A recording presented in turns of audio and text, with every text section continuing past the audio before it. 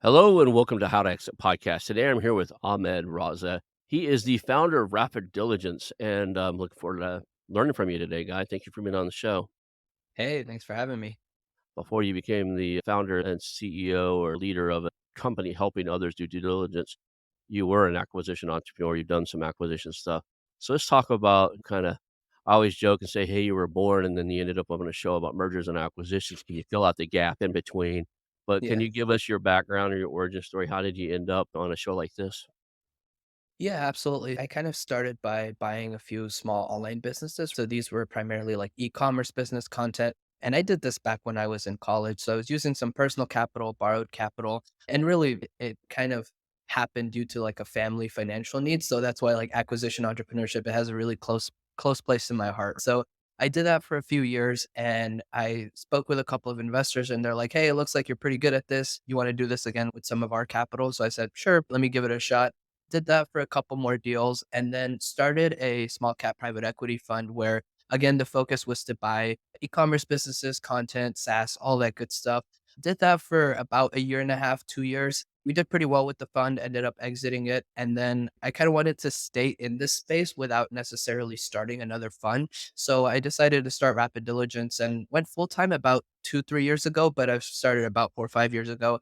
And primarily help people looking to buy small businesses, mostly online, but we've done a lot of like traditional businesses as well. So we usually come in and help with the buy side diligence process. So whether you're in the search phase and you're still kind of looking for a business, or you have something under LOI, you have something under contract, we kind of come in and help you as the buyer make sure everything looks good. There aren't any issues from a financial, operational, or technical perspective.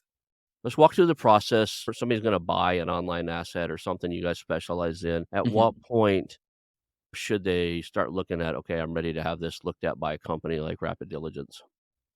Great question. So most of the time we're working with clients, most of our clients we're working with, I would say about 70% or so. Usually they'll reach out to us maybe like a day or two, a week or two before they're officially under LOI. Usually they have a business that they're super interested in. They're just looking to get kind of that LOI submitted. And so we generally will start working with them once that LOI is executed, it's been accepted.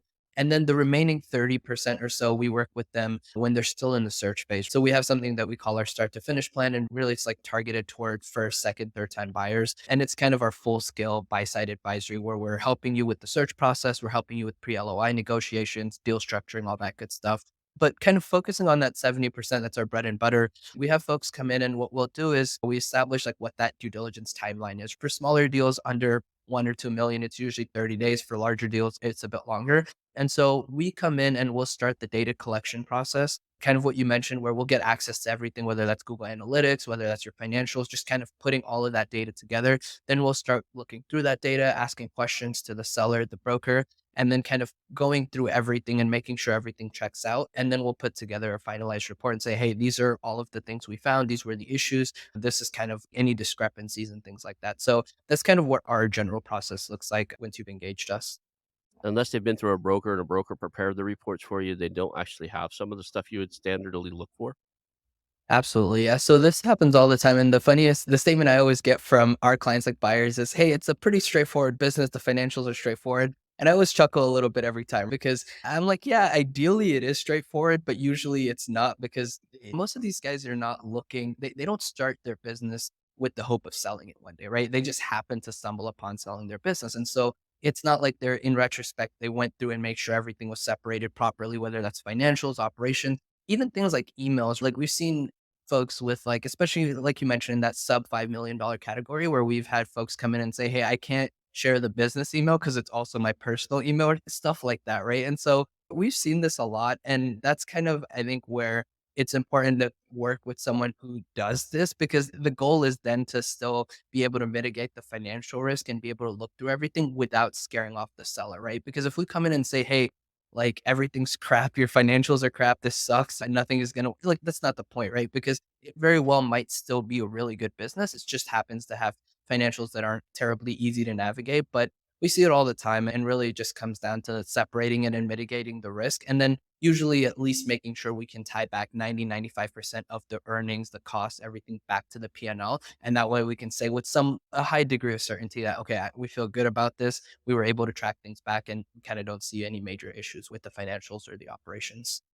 A lot of times, especially because we do work with a lot of deals that go through brokers, it's not necessarily like so much so that things are being misrepresented as much as things are just not agreed upon. I think ad backs are a big thing that come to mind. I think some of the crazier things, we actually just did a deal. It was for like a bunch of medical spas. And so it was a very small deal, but they were representing about 400K in EBITDA. After our CPAs went through it, everyone agreed that it was a 200K EBITDA. So we effectively just cut that valuation and everything in half.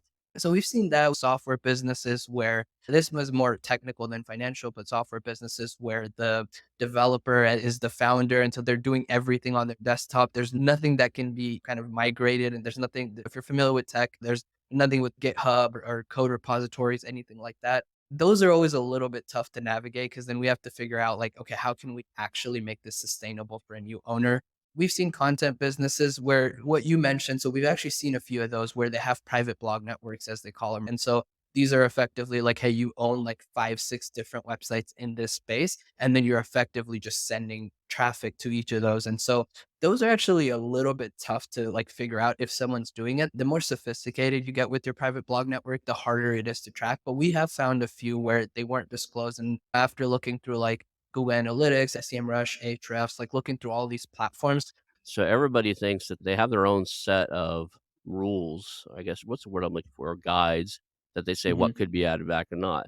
So then it's just it's up open to negotiation. Okay, well, you added back your personal expenses in this thing, and well, this is right here is not a personal expense. It's actually something that the business absolutely has to have to survive. Yeah, and I think that's exactly what you said is why it gets trickier with ad backs is that because it's so subjective and even broker by broker, people like companies do it differently. An interesting example that comes to mind is with a few content sites I've seen that people actually add back. Some brokers will add back the cost of the content itself. Now that's tricky because it's like the argument there is like, well, that content's already out there and it will continue to provide results in perpetuity without additional investment. But at the same time, it's also kind of an ongoing cost that you have to keep updating your content. You have to keep adding content. So it really becomes kind of like this weird little spot where it really ultimately becomes like what you negotiate. Hey, it's like, okay, well, we'll add back like maybe 30% of the content, but there's no way we're doing 100%. And then the other question you mentioned about like how things continue to change, especially like we think about like AI or as a whole, like software that we haven't looked at.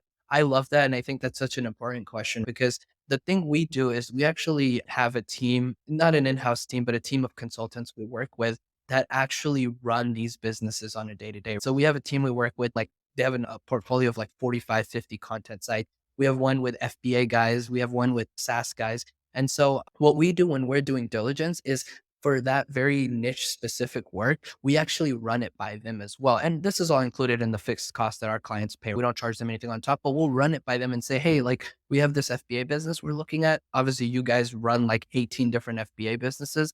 Can you do a quick analysis? Let's look at this, see if there's any issues that you guys have found that we weren't able to spot for some reason. And so what that does is that ensures that we're staying on top of things without having to like constantly worry about like, okay, what with these new updates coming out, with the latest Google update, with the latest Chat GPT update, how does this impact? And we're able to work with guys that are doing this on a day-to-day basis. So I think that culmination of like our expertise plus using the expertise of people that are doing this day in and day out, it kind of creates a pretty cool formula where we're able to make sure that we capture a lot of that risk and understand a lot of that risk.